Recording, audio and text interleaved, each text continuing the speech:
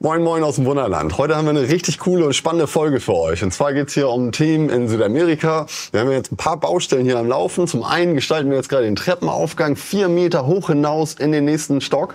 Und das wird richtig genial, gewaltig. Da sind wir jetzt gerade dabei, hier ein bisschen mit Pappe und Papier uns das vorzustellen, wie das nachher mal aussehen könnte. Und auch auf der anderen Seite in Atacama-Wüste geht's richtig voran. Da stehen jetzt in Valparaiso die ersten Gebäude, das zeigt euch Felix gleich. Und auch die Modelltechnik arbeitet jetzt schon so an den ersten Knopfdrückern hier für den Regenwald. Da wird eine geile Grubenbahn, die so immer wieder versetzt im Kreis fährt. Und ganz zum Schluss gibt's noch ein paar Worte von Peter aus Argentinien.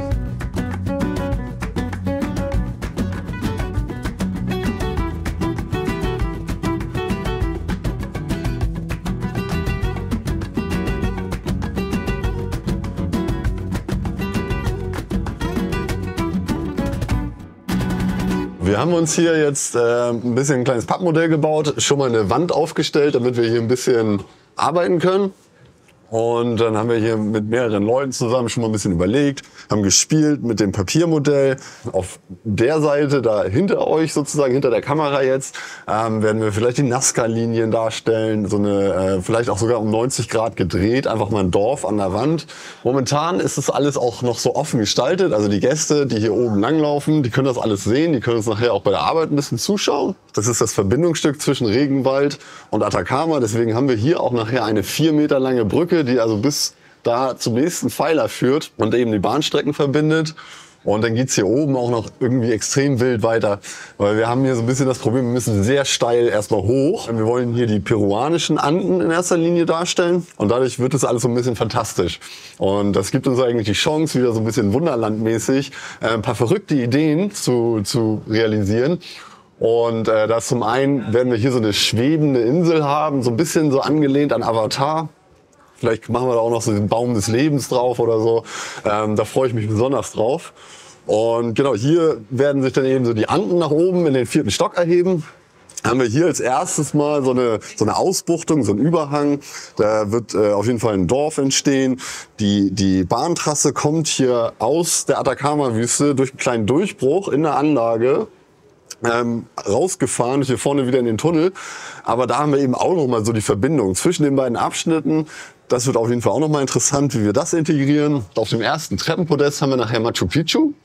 Und da durfte ich ja in meinem letzten Südamerika-Aufenthalt mit Felix sogar hinfliegen und wir sind dann da hochgefahren auf den Berg, haben uns Machu Picchu vor Ort angeschaut, haben noch ein paar Bilder mitgebracht und das war auch auf jeden Fall ein extrem geiles Erlebnis und hat uns auch noch mal so dieses Feeling von dieser Landschaft irgendwie mitgegeben, wie das nachher aussehen muss. Genau, und hier auf der Höhe werden wir so mehrere Kästen auf jeden Fall noch mit integrieren. Und da haben wir uns eigentlich gedacht, das wäre richtig cool, wenn wir da so ein bisschen das indigene Leben aus eben Peru vor allem zeigen können. Und auch, weil das eben so abgeschnitten ist oder abgeschlossen in sich, können wir vielleicht auch noch mal so eine kleine Zeitreise machen in die Vergangenheit, 500, 800 Jahre zurück, als so das Inka-Maya-Reich auf seinem Höhepunkt war und so ein bisschen versuchen zu rekonstruieren, wie es damals ausgesehen haben könnte. So, und jetzt stehen wir hier im zukünftigen Atacama-Abschnitt. Das wird richtig interessant. Felix ist schon seit Wochen dabei, hier irgendwie verschiedene Rottöne anzumischen für die ganzen Sandtöne und sowas, weil hier ist irgendwie wirklich eine Landschaft wie von einem anderen Planeten. Das sieht aus wie der Mars, kannst du wirklich sagen. Da ist er jetzt nämlich gerade dabei, das alles irgendwie so ganz naturgetreu wie möglich darzustellen.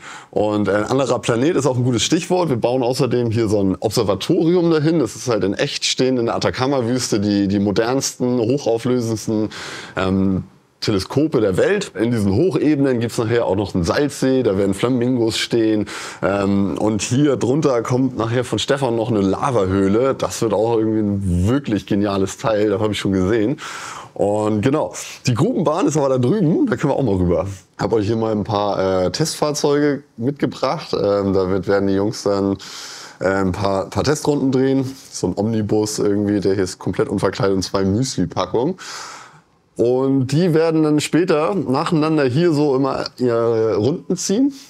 Und zwar wird es so sein, dass der Gast hier auf den Drücker drücken kann und dann immer eins von diesen Fahrzeugen hier eine Runde macht. Und der Clou bei der ganzen Sache ist, dass wir da nicht unbedingt den Platz haben für irgendwie mehrere Weichen und Gleise, sondern die mussten das jetzt alles über ein Gleis irgendwie regeln. Und dafür haben sie quasi 5 Abschnitte gemacht, die alle einzeln angesteuert werden über ein Vivo-Light-System. Das wird immer dann für 2 Sekunden nur unter Strom gesetzt. Dadurch fährt ein Fahrzeug wieder in den nächsten Sektor, der keinen Strom hat, kommt da zum Stehen und das vorderste Fahrzeug zieht eben eine Runde. So, und dann wird wieder einmal komplett aufgerückt. Bis der seine Runde gemacht hat, sind die alle aufgerückt und dann ist es bereit für den nächsten Knopf. Und wir haben jedes Mal wieder eine Überraschung, welches Fahrzeug dann als nächstes rauskommt. Hier kann jetzt leider noch nichts fahren, weil wir noch keinen Strom auf den Leitungen haben. Aber wir haben ein paar Testbilder aus dem Prototypen oder aus dem Testkreis drüben in der Werkstatt.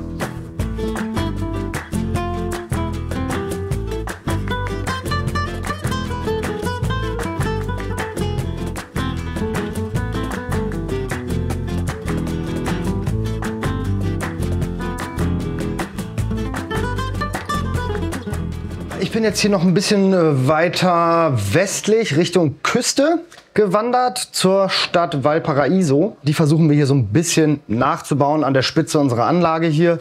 Das ist eine Stadt, die auf, ich glaube, 7 Hügeln gebaut ist. Also es ist super viele Hügel. Die ganzen Häuser bestehen viel aus Ständerwerk mit Blech dran. Alles ist bunt angemalt. Da gibt es viele Künstler.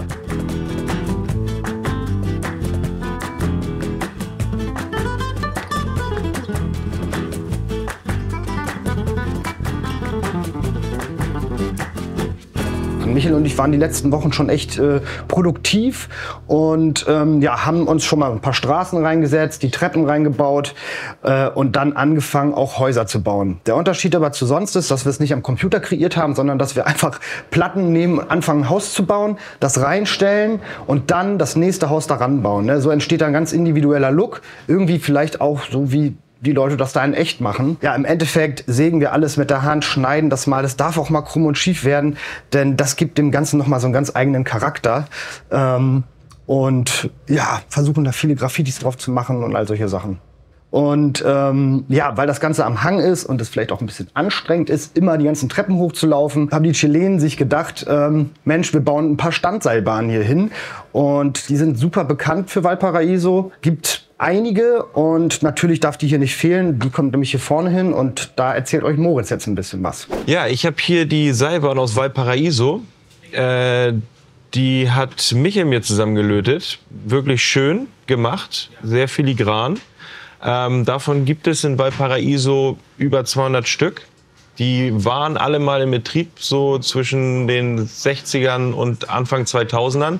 Mittlerweile fahren nur noch wenige 10, 15 Stück. Aber wir fanden es sehr schön. Das ist eigentlich das Aushängeschild dieser Stadt, diese ganzen Seilbahnen. Und das darf natürlich nicht fehlen. Und daraus machen wir einen Knopfdrücker. Um das Ganze umzusetzen, habe ich mir aus der Lokwerkstatt ganz viele Teile geholt, wie Stromabnehmer und Dampflokräder, die das Seil antreiben über einen Motor und umlenken und halt auch in die richtige Neigung bringen. Wir haben hier eine Neigung von, ich würde sagen, 45 bis 50 Grad. Das ist also ziemlich steil. Das wollten wir mal ausprobieren, ob das flüssig läuft, wenn wir einfach über eine Umlenkrolle oder über 2 Umlenkrollen und eine Antriebsrolle antreiben. Und eine kleine Herausforderung war halt noch die Stromabnahme.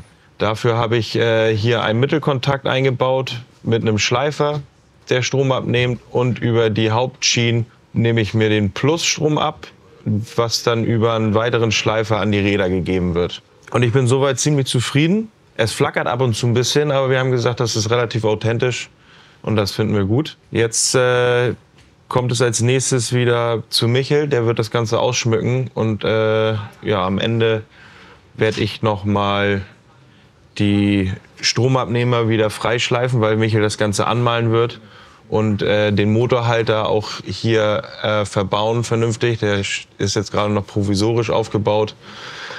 Die Häuser, die Einstiegshäuser und Ausstiegshäuser, die kommen natürlich noch mit hin. Das wird Michael noch bauen. Es läuft jetzt hier noch ein bisschen weiter und wir zeigen euch noch News aus Argentinien. Hello guys, quick update from Pilar. As I mentioned in the previous update, now it comes the moment of scenery. And as you can see, we did some progress on mountains construction in the Machu Picchu area, as well as in the middle of the model and on the Amazonas section. We also did a little bit of plastering. We are trying to reach the right texture for this section. So more of this is still to come. Also, we recently been to Hamburg and we brought back with us some of the cars and special equipment that is going to be running through the model. The idea was to check the tunnel portals, check clearances, and make sure that everything is going to be running smoothly and we don't have any hiccups in the future. At the same time, the guys here been working on electronics for the Orpreto and some of the highlights, such as this beautiful building over here, the San Francisco de Asís Church, that is really came out beautifully, and it's going to be the cherry of the cake in this section.